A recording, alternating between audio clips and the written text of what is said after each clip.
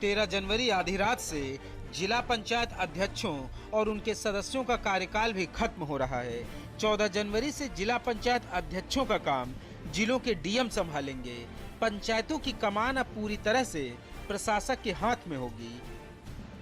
पंचायत चुनाव में अभी वक्त है, इसलिए जिला पंचायतों में प्रशासक की तैनाती करने की तैयारी है। जिला अधिकारियों को जिला पंचायत में प्रशासक के तौर पर कमान सौंपी जाएगी। इसके पहले 25 दिसंबर को प्रदेश के गौतम बुद्ध नगर को छोड़कर बाकी के 74 जिलों में ग्राम पंचायतों का कार्यकाल 25 दिसंबर की आधी रात को पूरा हो चुका था, जिसके बाद ग्राम प्रशासकों की नियुक्ति कर दी गई थी और जिला पंचायतों का कार्यकाल भी पूरा हो रहा है और अब जिला पंचायतों की जिम्मेदारी डीएम को दी जाएगी। बुधवार रात 12 बजे से बड़ा बदलाव होगा। जिला पंचायत अध्यक्षों का कार्यकाल पूरा होगा।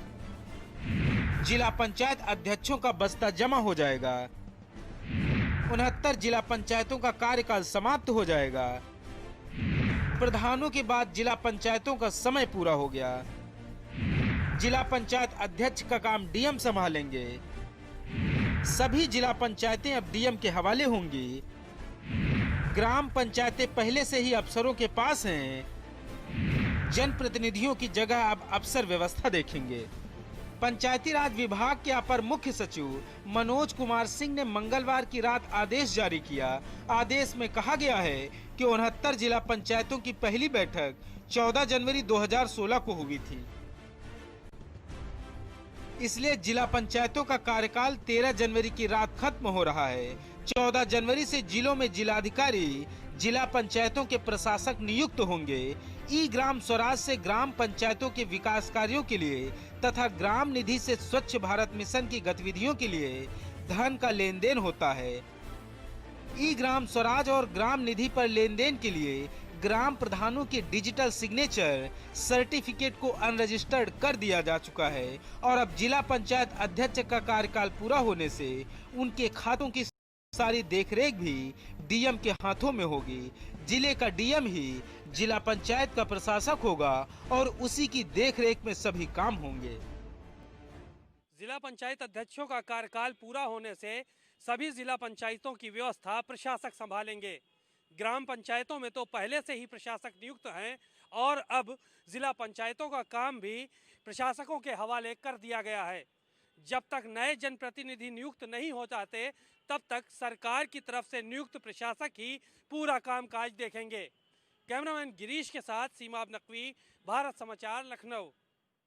यूपी में विधान परिषद की 12 सीटों पर 28 जनवरी को चुनाव है। सपा और बीजेपी ने अभी से सियासी विसाद बिछानी शुरू कर दी। इसी चुनाव में 12वीं सीट पर ही मुख्य मुकाबला होगा, जिसमें बसपा और कांग्रेस समेत कई छोटे दलों का दखल काफी महत्वपूर्ण हो जाएगा। रिपोर्ट देखिए।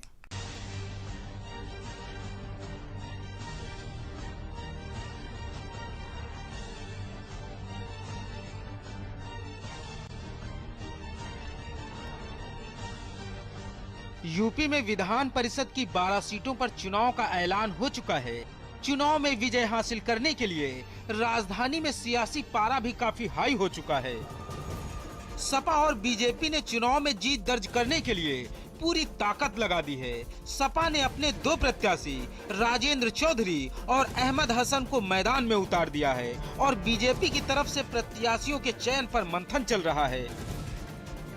दावेदार ज्यादा हैं, इसलिए प्रत्याशियों के ऐलान में थोड़ा वक्त लगेगा, लेकिन विधान परिषद की 12वीं सीट पर होने वाले चुनाव में सबसे दिलचस्प मुकाबला 12वीं सीट को लेकर ही होगा। बीजेपी आसानी से 10 सीटें और सपा 1 सीट जीत सकती है, लेकिन जो मुख्य मुकाबला है वो 12वीं सीट के लिए होगा। ऐसे में जिसका गुणा गणित फिट बैठेगा वही 12वीं सीट पर विजय हासिल करेगा। विधान परिषद की 12वीं सीट जीतने के लिए ही मुख्य मुकाबला होगा। विधानसभा में सदस्यों की संख्या के मुताबिक एक विधान परिषद की सीट जीतने के लिए करीब 32 विधायकों के वोट की जरूरत होगी। बसपा और कांग्रेस के पास तो 32 विधायक हैं ही नहीं, इसलिए वो पहले ही रेस से बाहर हो चुके हैं। ऐसे में मुख्य मुकाबला सपा और बीजेपी के बीच में होगा, लेकिन बीएसपी, कांग्रेस और दूसरे छोटे दल विधान परिषद की 12वीं सीट जीतने में काफी निर्णायक भूमिका निभाएंगे। संख्या बल तो इतना है कि 2 उम्मीदवार हमारी आसानी जीत जाएंगे, क्योंकि जब बीजेपी अपने तय करेगी और हमारे तय हो जाएंगे तो जो एक्स्ट्रा वोट मिलेंगे पड़े होंगे वो कहाँ जाएंगे, हमें भी साथ देंगे। एक्स्ट्रा वोट में कौन आपके साथ आएंगे? सभी जो भी सब मिलेंगे, जो बच जाएंगे वो हमें मिलेंगे, बीजेपी से बच जाएंगे हमें मिलेंगे। आइए अब सबसे पहले जानते हैं विधानसभा में किस पार्टी के पास कितने विधायक हैं। विधानसभा में बीजेपी के पास 310 विधायक हैं और वो 10 एमएलसी की सीटें आसानी से जीत सकती है। सपा के पास 49 विधायक हैं और सपा 1 एमएलसी की सीट आसानी से जीत सकती है। बीएसपी के पास 18 विधायक हैं। अपना दल सोनेलाल के पास 9 विधायक हैं। कांग्रेस पार्टी के पास 7 विधायक हैं। सुहेल देव भारतीय समाज पार्टी के पास 4 विधायक हैं। राष्ट्रीय लोक दल के पास 1 विधायक है और अन्य दल के पास 1 विधायक है और निर्दलीयों की संख्या सदन में 3 है। नहीं, अगर रणनीति हमारी बनी है तो उसको अभी हम आपको बताएंगे नहीं, और जो रणनीति होगी पार्टी की वो पार्टी उस पर काम करेगी। हाँ, बैठक है, कल भी बैठक। देखिए, चुनाव में और राजनीति में अंक गणित ही नहीं केवल काम करती है, चुनाव में रणनीति काम करती है। इस तौर पे राजनीतिक, जब विधायक बुलाए गए हैं तो राजनीतिक बातों पे चर्चा होगी और मुझे ऐसा लगता है इलेक्शन भी एक चीज़ है, तो ये पार्टी नेतृत्व तो बताएगा अभी कि हमको क्या करना है। इस बार अल्लाह ने चाहा हम दोनों उम्मीदवार को जिताएंगे भी, और इस बार जो बीजेपी और बीएसपी की चाल है उसको हम बहुत अच्छी तरह से नाकाम कर पाएंगे। नंबर ही तो पूरा करने का ये खेल है मियाँ, अगर इतनी जल्दी समझ जाएंगे तो फिर खेल बिगड़ नहीं जाएगा। सपा प्रमुख अखिलेश यादव ने अभी से अपनी पार्टी के सभी विधायकों को लखनऊ में तलब कर लिया। बुधवार और बृहस्पतिवार तक अखिलेश यादव पार्टी विधायकों के साथ बैठक में रणनीति बनाएंगे।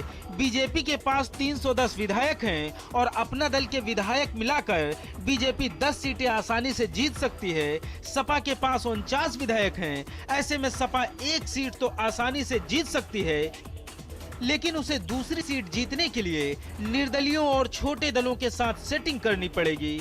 बीएसपी से अगर कुछ विधायक बगावत करके सपा के पाले में आ जाते हैं तो भी काम बन सकता है, लेकिन मायावती ने तो पहले ही राज्यसभा के चुनाव के वक्त ऐलान कर रखा है कि वो सपा को हराने के लिए पूरी ताकत लगा देंगी, चाहे इसके लिए बीजेपी के प्रत्याशी को ही समर्थन करना पड़े। ऐसे में बीजेपी को 11वीं सीट और सपा को दूसरी सीट जीतने के लिए काफी जोड़ तोड़ की जरूरत पड़ेगी। जिसका गणित फिट बैठ जाएगा उसके पाले में 12वीं सीट आ जाएगी।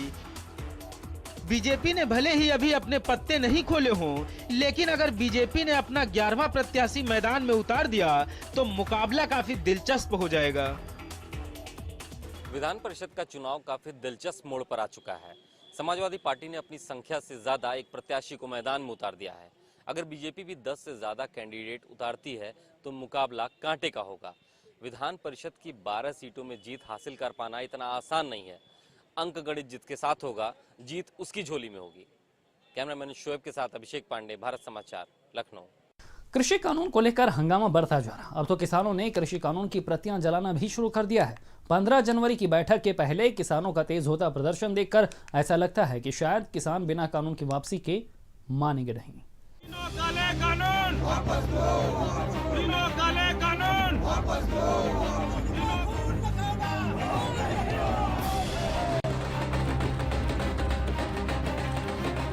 कृषि कानून को लेकर सुप्रीम कोर्ट की केंद्र सरकार को फटकार के बाद किसानों का आंदोलन अब और ज्यादा तेज हो गया है। अब किसानों को भी लग रहा है कि शायद उनके साथ काफी गलत हुआ है और इसीलिए केंद्र सरकार को देश की सबसे बड़ी अदालत से भी फटकार लगी है।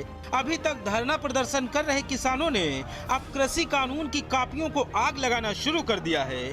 किसानों ने कृषि कानून की प्रतियां जलाकर प्रदर्शन किया। लखनऊ, चित्रकूट, बुलंदशहर, नोएडा और गाजियाबाद में किसान काफी आक्रोशित हो गए और कानून की प्रतियां जलाकर काफी हंगामा किया।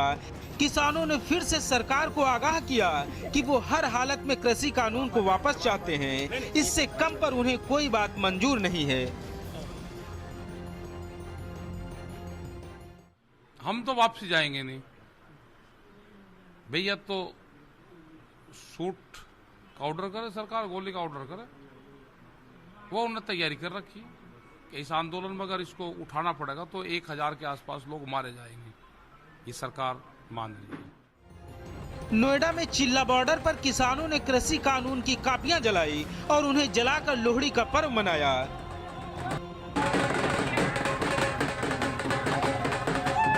गाजियाबाद में यूपी दिल्ली गाजीपुर बॉर्डर पर धरना दे रहे किसानों ने लोहड़ी का त्योहार मनाया। इस दौरान किसानों ने लोहड़ी के साथ साथ कृषि कानून की कापियां भी जलाई।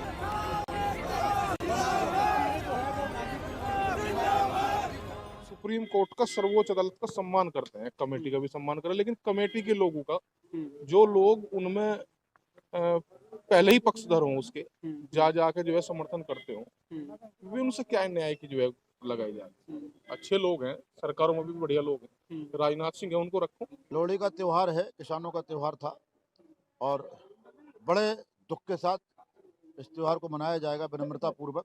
हमारे जो 70 से ऊपर किसान शहीद हो चुके हैं, उनकी वजह से आज हम लोग इसकी खुशहाली नहीं मनाएंगे, कोई जश्न नहीं मनाया जाएगा। लखनऊ में भी किसान यूनियन के कार्यकर्ताओं ने नौबस्ता कला किसान भवन के पास प्रदर्शन किया। इस दौरान किसानों ने कृषि कानून की कापियां जलाकर विरोध करने जा रहे थे, तभी पुलिस कर्मियों ने किसानों को रोक लिया और कानून की कापियां किसानों से छीन ली। किसान का मानना है कि इन 4 सदस्यीय कमेटी से हमारी समस्या का हल नहीं होने वाला है। हमारी मांग है ये काले कानून वापस हो, एमएसपी पे गारंटीड कानून बने और जब तक बिल वापसी नहीं तब तक घर वापसी नहीं। आज आपने देखा कि हम लोगों ने इन 3 काले कानूनों की प्रतियां जलाने का प्रयास किया और जलाया भी, पुलिस से झड़प भी हुई, लेकिन हम अपनी चीजों से नहीं हट रहे हैं। हम 23 तारीख को उत्तर प्रदेश के गवर्नर का घेराव करेंगे और इन तीनों काले कानून वापस कराने का काम करेंगे। राष्ट्रीय नेतृत्व के आह्वान पर चित्रकूट में भारतीय किसान यूनियन के कार्यकर्ताओं ने कृषि कानून की प्रतियां जलाकर विरोध प्रदर्शन किया। बिजनौर में सेवहारा के विकास खंड परिसर में कृषि कानून के विरोध में किसानों ने कृषि कानून की प्रतियां जलाकर विरोध प्रदर्शन किया। इस दौरान भारतीय किसान यूनियन के कार्यकर्ताओं ने जमकर हंगामा भी किया।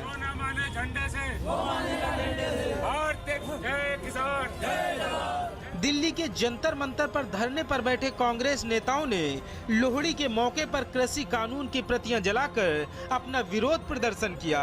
गुरजीत औजला समेत अन्य कांग्रेस नेताओं ने कानून की प्रतियां जलाकर लोहड़ी मनाई।